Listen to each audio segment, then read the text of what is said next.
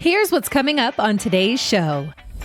So there are ways to transfer assets from the dead guy to the heirs without ever having a will or a trust, and avoiding probate as well by just having everything controlled by a transfer on death instruction.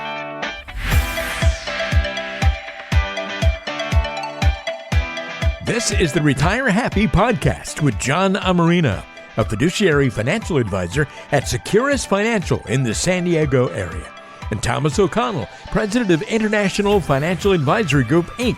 in Parsippany, New Jersey. Together, they'll be keeping retirement happy from coast to coast. Welcome, everybody, back to another episode of the Retire Happy podcast. I'm your host on the West Coast, John Amarino, and I am joined by my host and good friend on the East Coast, Mr. Tom O'Connell. Tommy, how you doing, buddy? I'm doing great, John. How are you? Good. It's July heat is upon us. How's the weather back east? Hot and humid, just like a typical New Jersey summer. But all in all, not so bad. I mean, we've obviously had worse, drier summers, so can't really complain too much. It's better than the snow, in my opinion. Yeah. We were back in New York in Cooperstown the 4th of July week, and we got blessed with no rain. And for the most part, it was like low 80s with just towards the end of the week, it got humid. So, we were kind of blessed with some weather out there.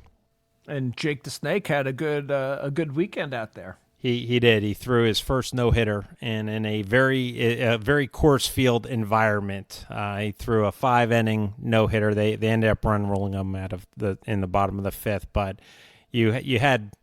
I think we averaged 3 to 4 home runs a game, and he only let 2 balls leave the infield. So it was a big.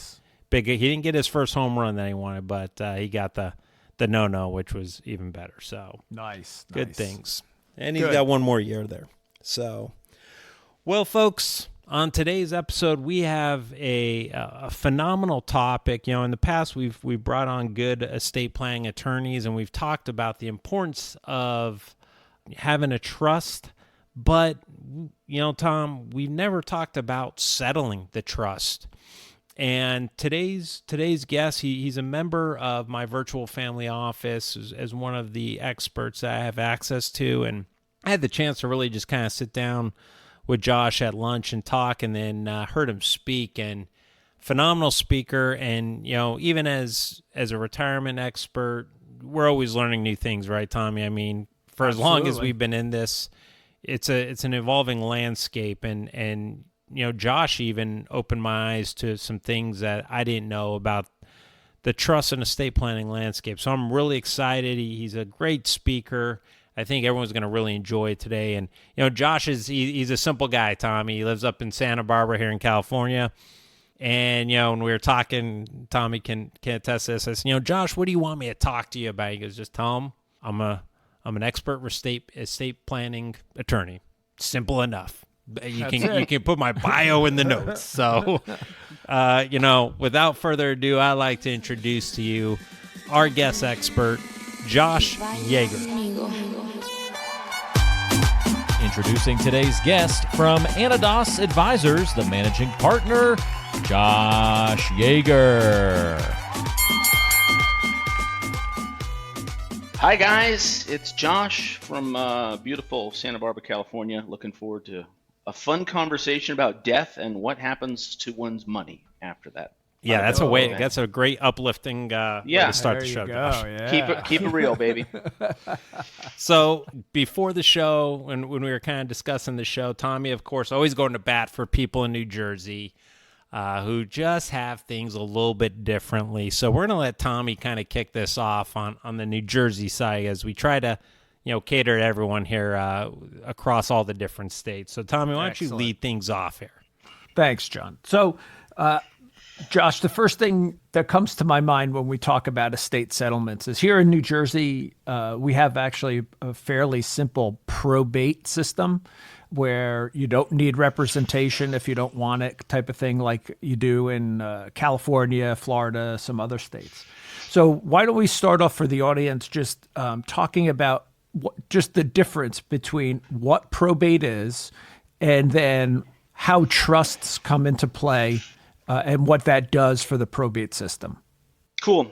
That's a great question because probate has become a bugaboo or the chief sales tactic for trust and estates attorneys. Right. You want to avoid probate at all costs. Is the thesis. I'm not so sure that that's true. I'm certain that it is jurisdiction specific. There are some areas that have some states that have adopted very easy probate processes. The distinction is probate is what happens if you haven't set up a trust. So it's the stuff, the estate that the dead person owns. And so you don't have to go through the hassle of retitling houses into trusts, retitling business interests into trusts, retitling insurance into trusts. You just say, look, dad died. Whatever dad had when he died, irrespective of the titling, is part of dad's estate and now has to go through the probate process. Now, practically, the steps of probate, the things that one has to do, are the exact same things as a trustee has to do within a trust. A trust is just the settlement of the estate without a judge looking over your shoulder. So you can do it on your own time, whenever you want, with or without legal support. So much one of more them private. Yeah, so the protection of identities and having the process be free from public view is the pitch of why you should do a trust. Also, some jurisdictions, it's kind of more expensive. In California, the statutory attorney's fees for doing probate are really, really high. And so there can be fee reasons why one would not want to do probate. But practically the steps in the settlement of a probate versus the steps in the settlement of the trust are the exact same steps. You have to marshal the assets, which means identify what the heck the dead guy had either in his estate or in the trust. You have to give notice to beneficiaries that, hey, grandpa died and there's stuff coming down. Are we cool with this being the correct will or this being the correct trust? Payoff of any debts that are owed and ultimate distribution of the assets. In one case, you got a judge looking over your shoulder. In the other case, you don't. Now, Josh, can I stop you really quick right there? Now, to get to probate, though, right, can we just really quickly go over the difference between, and you know, we're talking you have a will. Because if you don't have a will, then you're intestate. And can you just quickly talk about that?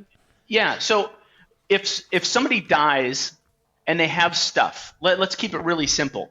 Dad dies and he's got a house. And say that's the entire estate, it's the entire transfer of assets. Option A, dad never did anything. And he never wrote any testamentary instructions, never wrote a will, never did anything. He just died. So he dies intestate. What has to happen with that house to transfer title to the kids so that the kids can sell it? The answer is you got to go through probate. Second option, dad did something about it. He went online and did a do-it-yourself will, or he had his local attorney draft up a will for him. You got to go through probate. It's the same process. You're not dying. Intestate means I haven't expressed what I want to have happen with my money. And so there's this interim step of, well, who gets it? If dad didn't say who gets it, then we have to ask the question, who should get it?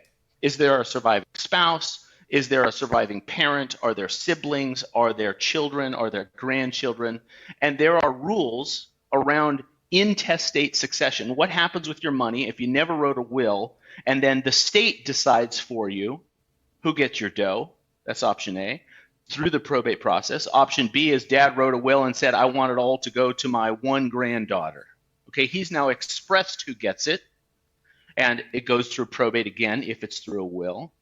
Third option is dad goes and gets his local attorney or goes online and fills out a trust and has a trust document, and then he goes through the step of transferring title of the house into the trust, and the trust says it goes to my granddaughter. Great, that's the third approach. Fourth approach is dad goes down to the county and files a transfer on death deed, a TOD deed, which says at my death, this house transfers to my granddaughter. That instruction in a deed is a transfer outside of probate, outside of the trust. It happens by operation of law, and it goes straight to the granddaughter. So those are kind of the four ways that you see assets transferring from the dead guy to whoever the inheritors are. And 100% of all assets have to go through that process. It doesn't matter whether dad has been proactive and had somebody write up a trust for them or a will for them or did nothing. They're going through probate or they're going through a trust settlement in either case, because the title has to change. There has to be some record of who now owns this Morgan Stanley account, or who now owns this IRA, or who now owns the house. And so those are the processes. And whether he has got an estate plan or not kind of doesn't matter. There is going to be a probate settlement. It's just an intestate probate settlement. Okay. Now, anything that's named as a beneficiary, any asset, anything that has a beneficiary name, a convention, is what's called a non-probate asset. Right. It can't go through probate. For example, dad's IRA. Let's change the hypo and say dad has a house and he's got a $250,000 IRA at Vanguard. That IRA can't go through probate. It's possible that dad writes in his will, I want my granddaughter to get the IRA. It doesn't matter what dad wrote in his will. The will doesn't have power over a non-probate asset. Or dad writes in the will, I want my son to get the house, but dad has already filed a transfer on death deed that says granddaughter gets it. Doesn't matter what he wrote in the trust document or the will. The definition of a beneficiary with some identified and standardized approach, either with a transfer on death or a beneficiary form on an annuity or an IRA or something like that, trumps whatever language there is in the document being either a will or a trust. And it transfers free of probate and free of trust. That doesn't mean it's free. That doesn't mean the cost to transfer it isn't free.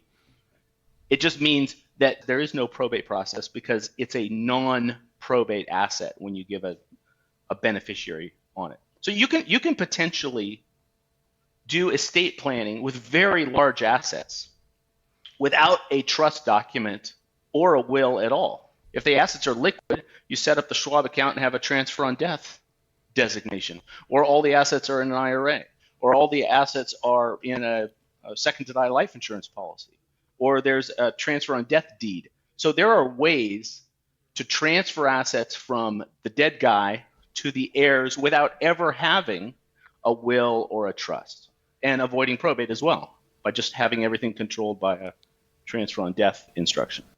Wow. That's good to know. Yeah. So Tommy, did that answer all your stuff over there in Jersey? So far. All right. I'm sure I'll come up with something else. I want to bring something to your guys' attention that is kind of new for me, a new learning.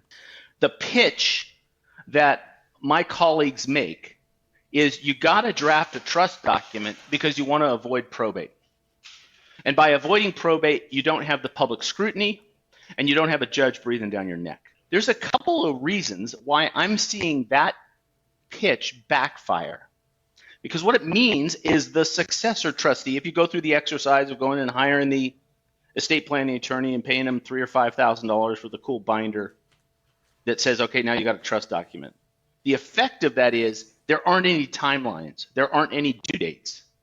If you're in a court overseen process, the judge says, look, you've got 4 months to tell me what assets are owned by the estate. We've got 1 year to settle the estate. We've got 6 months to provide notice to creditors. In a trust settlement, as distinct from an estate settlement, there is no accountability like that. So I'm seeing the settlement of trusts drag on really, really long, much longer than probates, because there isn't any third party saying, look, we got to get this damn thing done. I also see them drag on a long time because the drafting preference for almost every grandpa in the country is I'm going to name my surviving spouse as the successor trustee. That's if you've got a trust. Or the executor of my estate. That's if you have an estate, a will.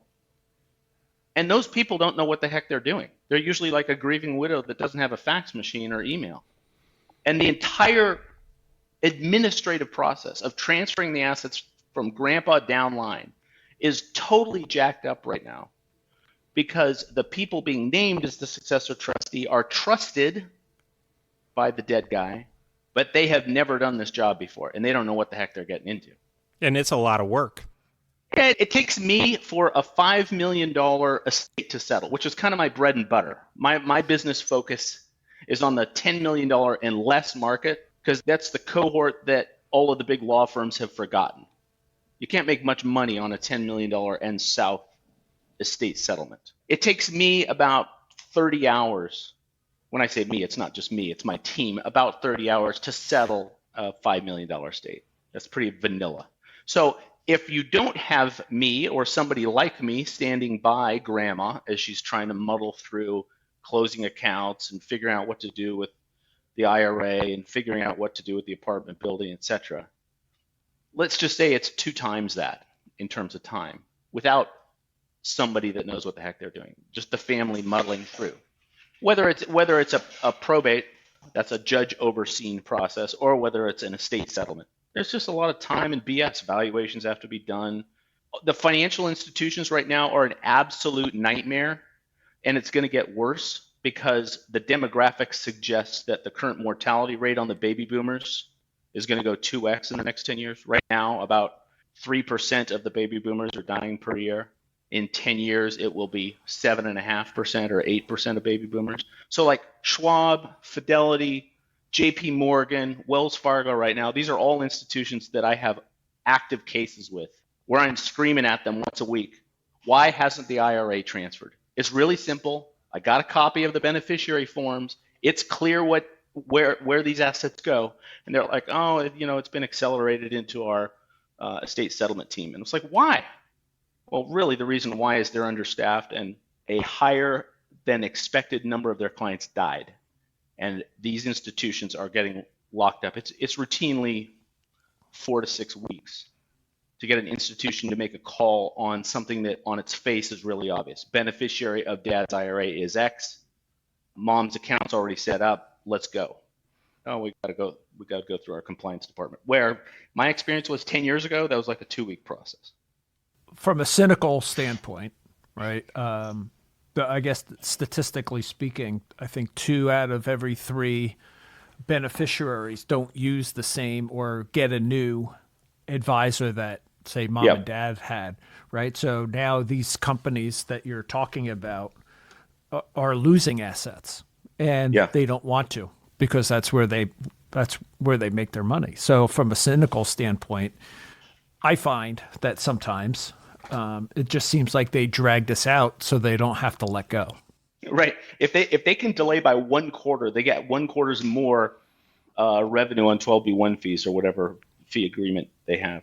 And that's true, Tom, both at the custodian level, Schwab, Fidelity, and it's true at the RIA level. Right. The investment advisor who uses Schwab or Fidelity.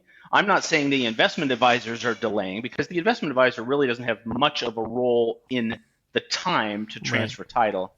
It's really the institution's back office, but the investment advisor is at risk, right? As soon as you hear that one of your clients died, you know that there's a clock ticking. I better freaking get in relationship with the inheritors, or I better find a way to add value for them, because the risk is that those inheritors already have a relationship with somebody else that's chomping on the bit to have the estate settled so they can get the AUM from grandpa that you currently manage. And there's a whole bunch of tangles here. This is crazy. So one observation is we know the money is in motion as soon as grandpa dies. Somebody's going to win that game. Somebody's going to lose that game. It's a zero-sum game because it's a fixed amount of money. 2 observations. One is the RIAs can help keep the assets sticky if they have helped their client prepare for their death. In other words, the eldest son from another state that doesn't have a relationship with the RIA, if he steps into this and the RIA says, look, good to meet you. We knew this day would come. We've already prepared everything. This normally would take you 60 hours.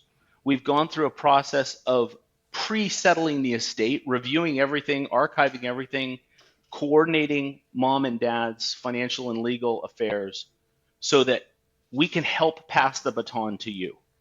And the inheritor, the successor trustee, or the executor is going to be like, dude, this is a high level of service. Thank God that John and Tom took some time to help prepare this estate so that my job as a doctor or an architect or whatever the inheritor's job is going to be easier because I got someone in my corner helping me do this. That's one observation. We in the professional services community can do a better job of pre-planning the settlement in anticipation of somebody that we don't know is going to get the baton. Second observation, many of the existing clients of RIAs are beneficiaries themselves or inheritors themselves. And in many cases, they're named as the successor trustee. So you two guys have clients right now. I'm going to say it's the 55-year-old engineer who's the only smart kid amongst his siblings, and mom and dad named the 55-year-old engineer who's your client as the successor trustee, and you have no idea that that's true because you've never asked him. Are your mom and dad still alive? Have they set up an estate plan? Are you the successor trustee or executor of that estate plan? Are you prepared for that day when you have a second job besides doing engineering? And they're going to be like, no, I don't know what you're talking about. You can help mom and dad and your own client do that same preparation. So I think there's a huge opportunity for value add in this kind of pre-settlement diagnosis of what is going to delay the settlement, or what is going to increase the cost of the settlement. And while mom and dad are still alive, let's fix it. Why shouldn't we fix it? Right. It's not that hard to do. I mean, all of us have been involved in settling estates. We know where the toes are going to get stubbed. We just need an hour with mom or dad ahead of time to help eliminate those loose ends and just go through a quick inquiry checklist. Bing, bing, bing, bing, bing, bing, bing. Now, what I was sharing with John at the conference was, look, I'll give you guys the checklist. Like after this call, I'll send you the checklist of here's all the things that you should ask your client about, whether they are the settlor, whether they're grandpa, or whether they are the inheritor. They're the 55-year-old engineer. These are the questions. And you guys are eminently qualified to solve these problems. You don't have to be an attorney to ask the question, where's the safety deposit box? Because I don't want my client to be driving all around town looking for a safety deposit box. Or what do we do with the gold coins? Or somebody should pull the deed on the house and make sure it's in the trust, right? Those kind of things are pretty, that's like a 1 hour, once a year inquiry process that can be gone through. And my encouragement to the professional services community, CPAs, attorneys, and investment advisors is we better get after it, because there is a wave of settlements coming like none other, and we are ill prepared to handle it. And we need to be able to settle these estates twice as fast at half the cost with lower risk. And the only way to do that is to untie the knots before they get tied tight by dad dying. So that's what I'm pounding my chest and the phones for is, come on, guys, let's start asking our clients these questions. Now, That's particularly true when you have a client or a pickleball buddy or a guy from church that just got a bad diagnosis. And it's like, dude, his estate is going to be settled in the next 24 months. If I don't ask these questions, who's going to ask these questions? Because the trust and estates attorneys don't ask these questions. And the investment advisors don't ask these questions. And the property managers don't ask these questions. Nobody's asking these questions. And the questions aren't that hard to ask. Yeah. Yeah. And that's a great segue, I think, into, Josh, what your service provides, what your specialty is, right? Where you're kind of the facilitator of that for these families. So what I've done is said, look, God already made enough trust and estates attorneys who are interested in writing trust documents. The need doesn't exist for another smart trust and estate attorney who uses a boilerplate document to write a binder that he charges $3,000 to $5,000 for, that basically has the exact same content as the last client. Writing documents is a very high margin business. It takes about 3 to 5 hours to take a client from first meeting to final meeting in the estate drafting process.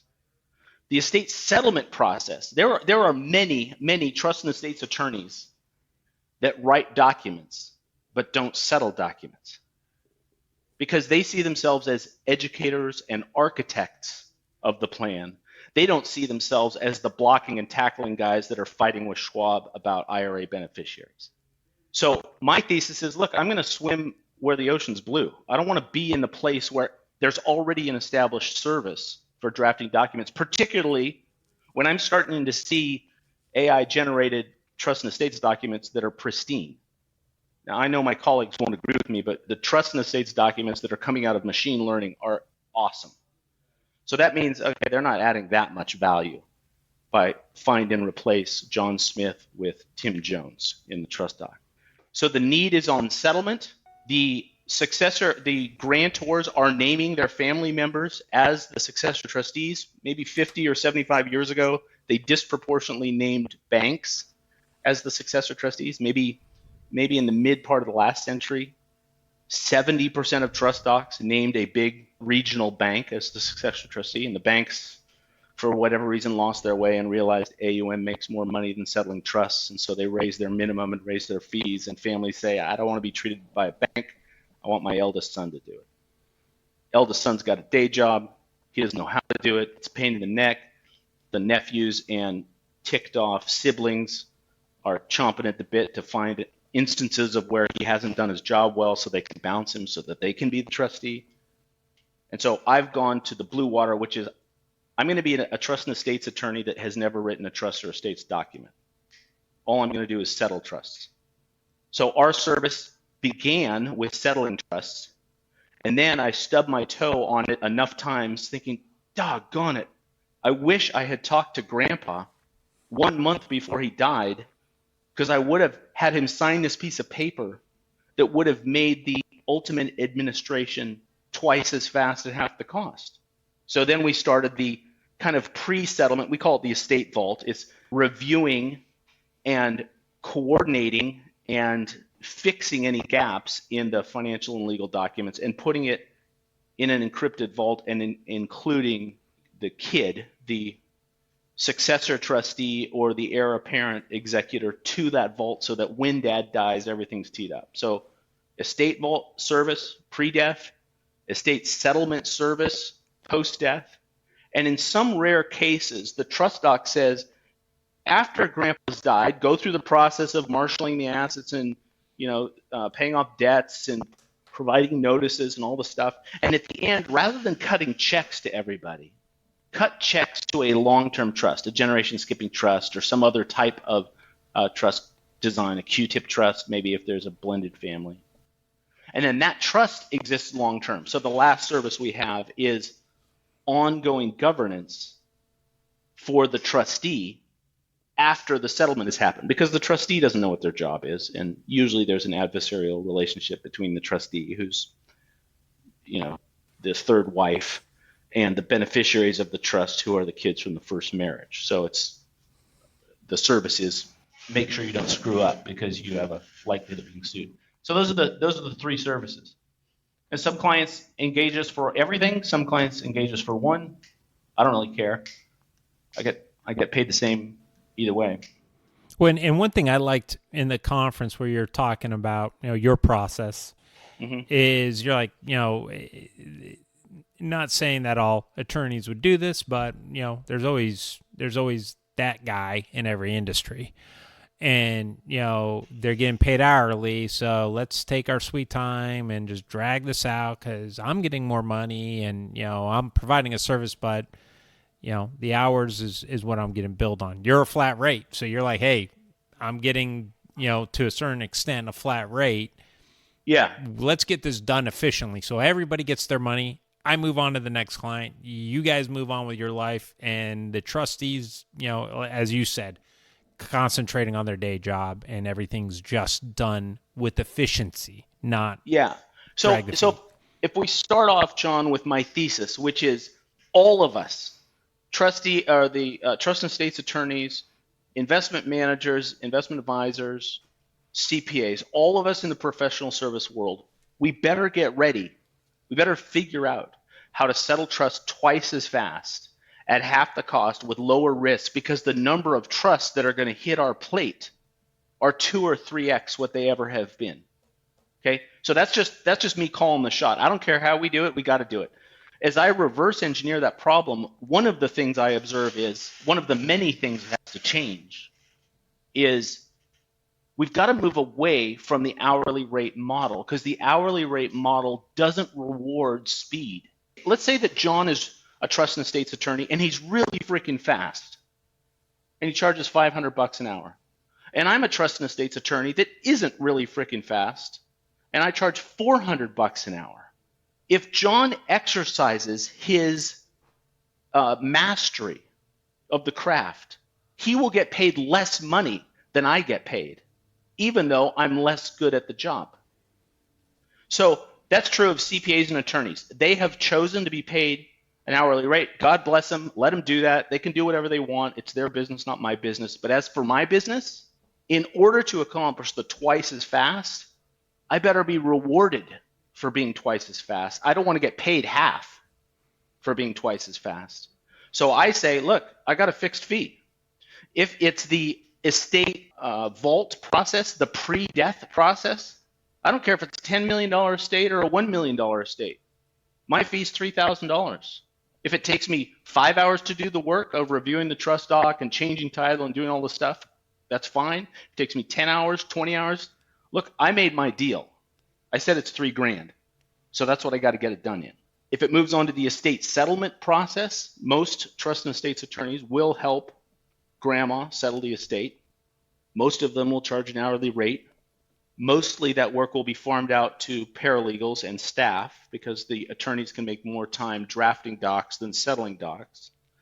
And the hourly rate on most paralegals is in the $250 to $350 range, depending on where you are in the country. And those paralegals are also 55 and 60, and they're leaving the practice. So there's fewer and fewer service providers for the settlement. My thesis is, look, let's get away from the hourly rate. We know that it's a $5 million estate.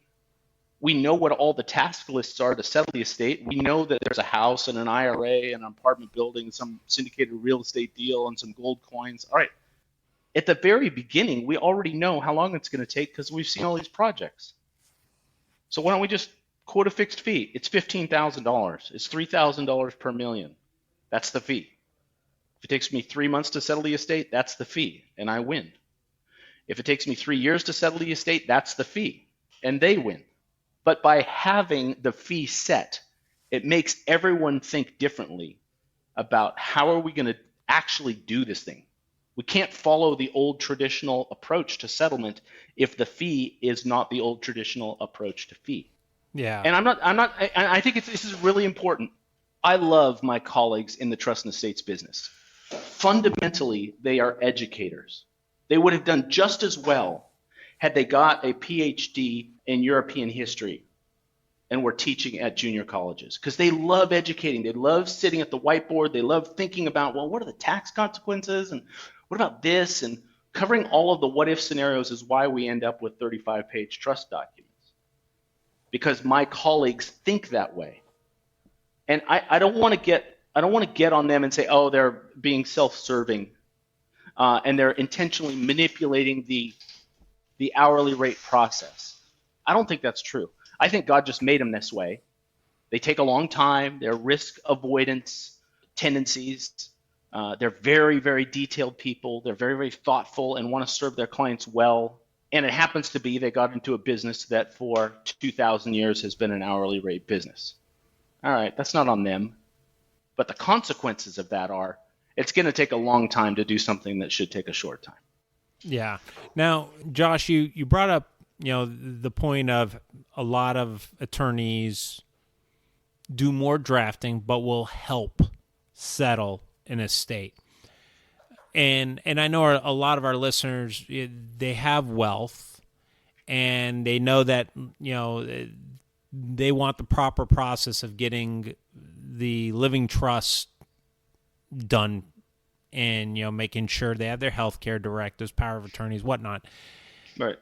Now, can you talk about if your mom or dad were clients or listeners out there and they said, Josh isn't an estate planning attorney, what would you tell them to go? How would you tell them to approach an estate planning attorney? What are some things that they should be looking for, not only in the drafting, but more importantly, like you said, the settling part? Well, it really depends, John, on what the estate is like. And let's keep it really simple and say there are estates that should be pretty simple to settle and the estates that are going to be more complex to settle. There's a bunch of factors that go into each of those buckets. Simple to settle would be there's only one beneficiary or the two kids get along fine. But if there's a whole bunch of beneficiaries or one of the kids is a black sheep that smokes dope and lives with mom in the house that has to be sold to settle the estate, it's going to be more complex. So part of it is size of the estate, but my experience has been that the delays are not from the size of the estate. A $50 million estate can be settled in the same time that a $5 million estate can be settled. It's non-financial considerations cause delay. So the things to be looking for are, one, does this person that is drafting the document for me, do they settle trusts? Are they going to be available to hold my spouse's hand or my kid's hand and walk them through the settlement process? And you don't want to ask the question, do you settle trusts? Because everyone will honestly be able to say yes, because they will have settled some trusts sometimes. Or they'll help settle the really high value trust in which they get a really high value fee. But asking them, what portion of your revenue comes from trust drafting versus trust settlement? That's a pretty simple question.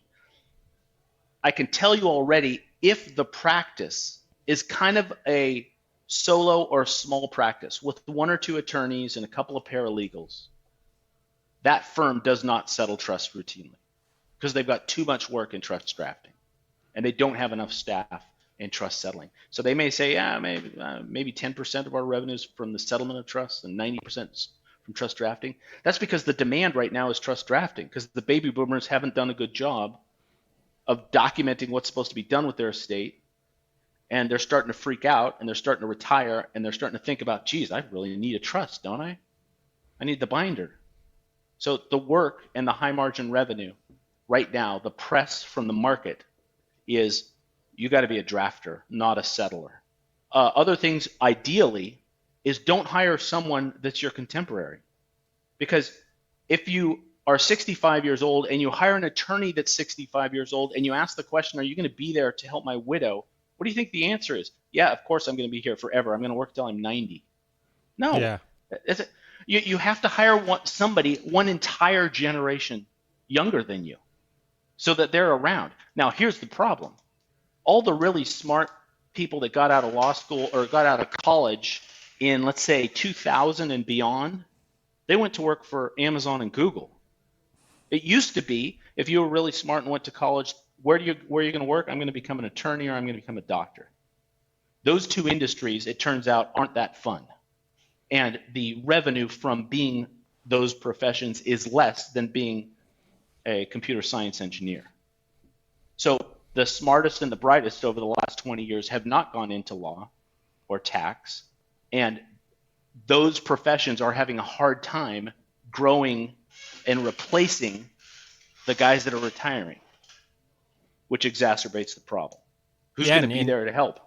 And even, you talk about, I haven't seen it too much or heard about it too much in the financial services and in the advisory industry, but, there's a lot of talk that same issue is in the CPA world. Oh, it's massive. Yeah. It's massive. In California, they have admitted half of the new CPAs as they did 20 years ago, this last year, in 2023. They admitted half. My CPA, who I've had for 25 years, retired this year, as did 3 of his other partners in his 15-partner practice. Like, they're all leaving. Their wives are saying, dude, when do I get to go on vacation? Same with the trust and estates attorneys. When do we get to retire? I call that the orphan settlement, where somebody wrote the trust doc, went through the process, got the great book. Book's been on the bottom of dad's filing drawer for 10 years. Nobody's looked at it. And then dad dies and somebody pulls out the binder and looks at the business card and calls that number, and that number isn't a number anymore. Because the guy that dad had draft his document was his golfing buddy or the guy he went to church with. And that guy is either too busy or he's retired or he's dead. So I call that an orphan settlement. It's not by anyone's bad act or malice that grandma is left holding the bag. It's just by life happens. The guy that drafted the attorney was dad's contemporary. Dad died, ergo, dad's contemporary is probably also not in practice anymore. Who is going to pick up the baton and help this family settle it? And that's the blue ocean that I've decided to get into. I want the orphans. I want the moms that are like, I don't know where to go. Let my colleagues who say, I want to help mom settle the estate or trust, or I want to help the eldest son settle the estate or trust. God bless them. There's so much work out there. There's so much freaking work out there. If the family's existing attorney is willing to do the work, by all means, have them do the work. If there isn't anyone available, call Josh, because I want to settle the trusts twice as fast at half the cost with lower risk all across the country. I want to be the H&R Block of trust and estate settlement. I want to work with the poor people, poor being in air quotes. $10 million is poor? No, $10 million is not poor. But it is routine that trust and estates practices will turn away settlements of $10 million because they're dealing with $20 or $30 million settlements, and they're knocking down 50 basis points or $500 an hour to get the settlement done. Right. Yeah, I think a lot of people, to that point, I think a lot of people underestimate their net worth because they don't think about, okay, hey, my IRA or my 401k might be part of this, the equity in my house. Oh yeah, that life insurance policy I had, or the that big term group policy that I have at work. So I think people are, and I'm using some air quotes, wealthier than they think they are because they don't understand everything that goes into it. And Tom, that's the first step in my mind of the estate vault process, the getting ready for dad to die. Let's do some work. Step one, do a balance sheet, because the estate settlement process is about the estate. We have to define what is in the estate that dad owns, whether it's a non-probate asset or a probate asset. We have to put our arms around, okay, what's all the stuff that dad has? Also, I used to be an investment advisor for 15 years. I gathered assets and did financial planning. And my experience was that the last 10 years of my clients' lives, so let's say 75 to 85, they spent way less than I projected they would spend. Mm-hmm. I'd have in there, okay, I think they're spending $200,000 now, and all inflation adjusted that. They weren't experiencing the inflation adjustment that I was projecting in their spend in the last 10 years. And their assets performed better than we were projecting. We have in there, we're gonna assume an inflation plus 3 long-term return on the estate, and it ended up being inflation plus 5 or inflation plus 8. Because leveraged real estate went up in value, even a modest value, 5% return on leveraged real estate is really 10% if you got 50% debt to equity. Or your stock portfolio goes up, or your fractional interest in the syndicated real estate hotel down the street goes up, or your local stock in the local bank that you participated in the 80s went up. So these net worths are surprisingly bigger than the family thinks when you go through the exercise. So step one is you got to do a balance sheet, and you have to get what I call a source of truth for everything on the balance sheet. Because when grandpa says, yeah, I got an IRA at Vanguard and I think it's worth $300,000, I'm like, I don't believe you. I want to see a statement that says what it's worth. Right. I think, correct me if I'm wrong, but step 2 is going to be, okay, how are these assets going to be distributed, right? Is my son over his heroin addiction? Is my daughter-in-law still spending money, like what? Poo through a duck, right? All that kind of good stuff. My process I'm not saying that my process in the estate vault is right, but my process is you start with the balance sheet, then you hear what the client's objectives are. Just ask them about their kids and their church and what they want and their grandkids and get them talking. then read the trust doc itself and say, look, change the 35-page trust document into a 2-page memo. It says, I don't expect you to read this 35-page document, but I'm going to recite for you in plain language that a 5th grader can read and understand of what happens to your dough when you die. And then you can compare the actual language of the trust doc to what they just said they want or the concerns they actually have around their estate. So you need to create that kind of compare and contrast of what the trust doc actually says that was written 10 years ago or sometimes much longer ago than that with a few modifications, amendments to the trust. And then that can tell you, hey, we do need to amend this trust. There's language that we have to fix here. Then you go through the identification of the non-probate assets, the things that everyone thinks, oh, Dad's got a $5 million estate, and it's divided 2 ways. So obviously the 2 boys are going to get 2.5 each. But some of the assets are not trust assets.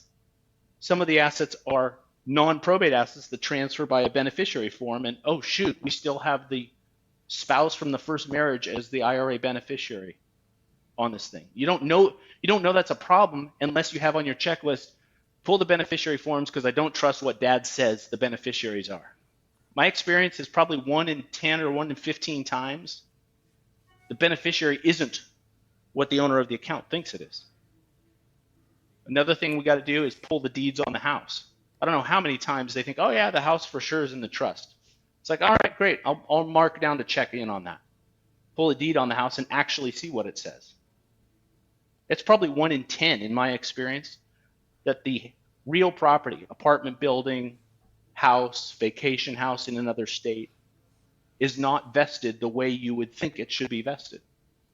And while Dad's still alive, we can fix it. But if he's not alive, okay, we got to probate in Oregon because nobody thought to pull the deed on the Oregon house. Now, how often, if you do have the deeds on the record, you shouldn't have to do that anymore, right? Just have that copy once you got it done. Have it in your book though, ready to go. Yeah, same with the IRA beneficiary forms. Like those things don't change. Right. Vesting on the house doesn't change. Balance sheet does change, but isn't that dynamic? Like year 1, my clients ask me all the time, okay, I did the estate vault, Josh. Do I have to pay you next year to do it again? And it kind of depends on how old the client is. If he's an old guy, I'd say, don't worry about it. Have your spouse call me when you die. Because it's going to happen in the next 5 years, and as long as you don't go and start changing title on things, it should be fine. Should be enough breadcrumbs just to cut the time in half. If the client is younger and they've got a more dynamic estate, which means larger net worth, then it's like, maybe we'll do a spot check next year or every other year, charge you half of what we normally charge $1,500 every other year rather than $3,000, because we already did most of the heavy lifting in year 1. Now, Josh, kind of going on that, if a listener is saying, well, man, I really want this, but then now I'm going to pay them a settlement fee on top of.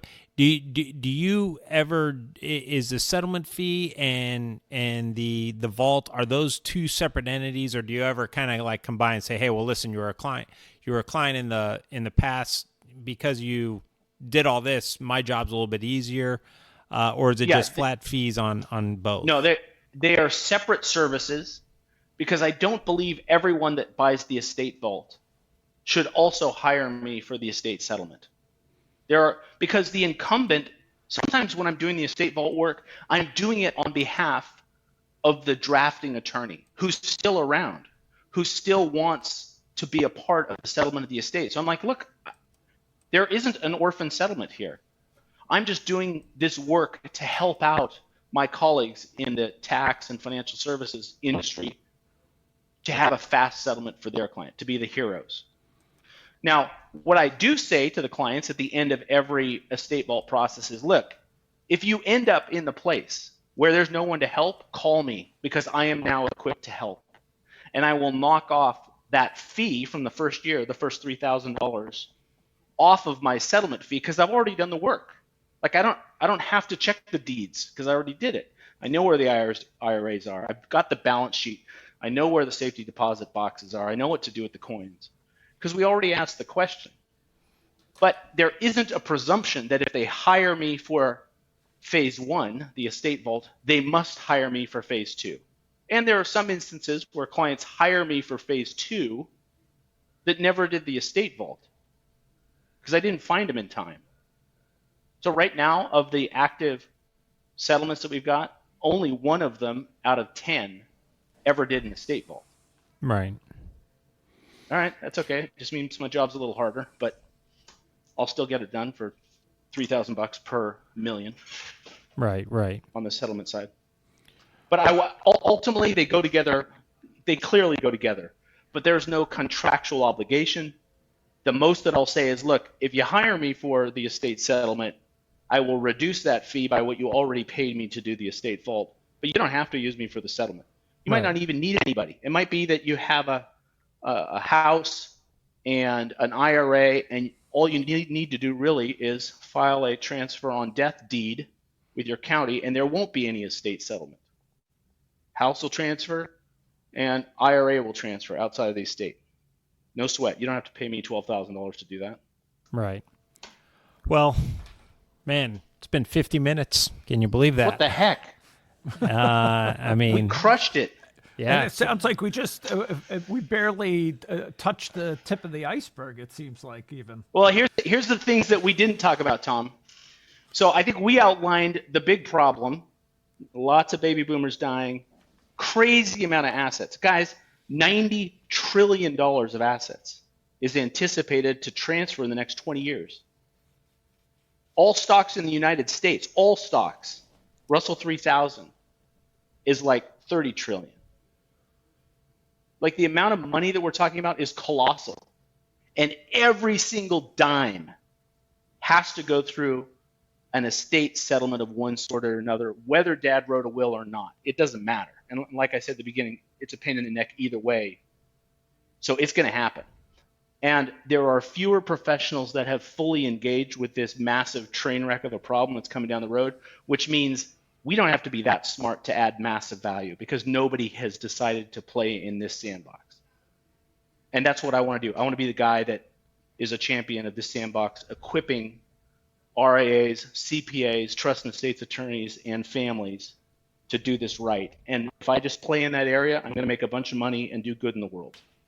Right. Well, with that, if you're looking for this type of service, the estate type of vault, or the settlement. Yep. And you're a listener, you can always contact Tommy and I, or Josh. How do people get a hold of you direct? The website's easy to remember: trustee-help.com. That's also my email, josh@trustee-help.com. Look it up. Shoot me an email. Schedule a Calendly call. I'll shoot straight with you on whether I can add value or not. And what I don't want calls for people saying, "Will you help me write my trust doc?" Because I don't do that. There's plenty of other attorneys that do that. Go with somebody local or buy one online. Now, are you? Let's say obviously you're in California, but you got one of Tommy's clients or a listener in Nebraska. What are you barred? Can you do this everywhere? Yeah. The issue is where are you licensed to practice law, A, and is the settlement of an estate practicing law? So the vast majority of my time on an estate settlement, so forget about the estate vault pre-planning. Clearly that's not practicing law, apart from maybe reading the trust doc, which is a wobbler issue. But on the estate settlement, it's messing with counties around vesting of deeds. It's messing with Schwab around IRA beneficiary forms. It's figuring out how to sell grandma's jewelry. It's figuring out who gets the convertible 64 Mustang. Like, it's not legal work. It's blocking and tackling. So I'm only licensed as an attorney in California. And when California clients engage me, I usually say, don't engage me as the attorney because you don't need an attorney. You need a secretary to take things off of the checklist. And if we ever find ourselves in a gray area, if you're not in California, I'll find you an attorney to give you very pointed advice on this pointed issue, noting that I am an attorney and I know how to engage those people on fixed fee engagements and narrow the scope. Or if they're in California, I'll just do a side hustle agreement with them and say, look, I'll charge you $500 for this stupid thing that I have to be an attorney to do. But my preference is I don't want to be the attorney Because the need isn't legal services. The need is complex project management for projects relating to the settlement of estates, which you don't need to be an attorney for. Right. Well, Josh, I think, as Tommy said, and you backed up, I think we're just going to have to have you on again, Sure. in the future, because there's just, the laws are changing rapidly all the time. And, having guys like you in our corner, Tommy and I have always said we don't, this world and the profession we chose to really focus on the planning, not the sales part of being financial advisors. I mean, when you really branch out, there's so much out there that it's impossible for one advisor to be able to effectively cover everything. It's really about having that team, that power team, Exactly. Yeah. Of experts in their areas to be able to do it. And Josh, you're definitely one of those people. So we thank you for spending an hour of your time and helping our clients and helping our listeners learn about trusts and settlements. So, folks, we hope you enjoyed this show. We thank Josh again for coming on. And Tommy, you got any final words of wisdom? Not today. I'm kind of at a loss for words. There was just so much information there that I'm still trying to process it. I really look forward to having Josh back on because there's so many other things for us to touch on with this, including how we can be a part of that process for our clients that helps out Josh. Right, makes that job easier, more efficient, and all that kind of stuff. And I know we don't see that in our industry a lot. So, yeah, it's an opportunity for differentiation for RIAs and CPAs. Is to say, yeah, I'm familiar with the process. I got a team that can help. Some of it I'm going to be doing out of my office. Some of it my colleagues in a different office in a different state are going to get done. But I'm ready to fully engage. I just thought of a follow-up item. I'm going to send you guys the checklist of the things that delay settlements. So it's kind of like a self-diagnosis that you either could go through with your client, or you could throw your moniker or label up at the top and use it as your own. But it's like 20 or 30 questions that are easy to understand. You just go down and score it. Yeah, that's true of my estate, or no, it's not true. And it'll give you a sense of where for this client are the risks, and somebody ought to engage in digging in and identifying what can be solved before mom or dad die. Great. So Awesome. It's so easy. I don't know why nobody's ever done it before, and I want the world to have access to this risk diagnostic thing. Well, we'll definitely take that, and we'll also put it in the show notes. So, folks, again, thank you for the resources, Josh. Thank you for your time. Folks, I know so many of you have rental property and business property. Our next show, we're going to be sitting down to talk 1031 exchanges. So we hope you enjoyed today's show. Josh, we're going to see you again in the future. That's our promise. And Tommy, well, you stay cool over there on the hot and humid East Coast. And you stay whatever you do over there on the West Coast. Well, listen, I mean, San Diego's got nice weather, but Josh lives in a beautiful community also. So Josh and I will just enjoy our weather. Yeah. So that wraps it up, folks, for another episode of the Retire Happy podcast. We thank you for listening in. And as always, if you want to hear something that's on your mind, send us a suggestion as to what you want us to talk about. Until next time, folks, retire happy. Take care. It's easy to get in touch with John and Thomas. If you're more on the West Coast, give John a call at 858-935-6210. That's 858-935-6210, or go online to GoSecurus.com. That's GoSecurus.com. If you're more of an East Coaster, then call Thomas, 973-394-0623. That's 973-394-0623, and online at internationalfinancial.com. That's internationalfinancial.com. And you can, of course, always just check the description or the show notes section of today's show for all that contact information. Don't forget to subscribe on your favorite podcasting apps, and we'll see you next time on the Retire Happy Podcast.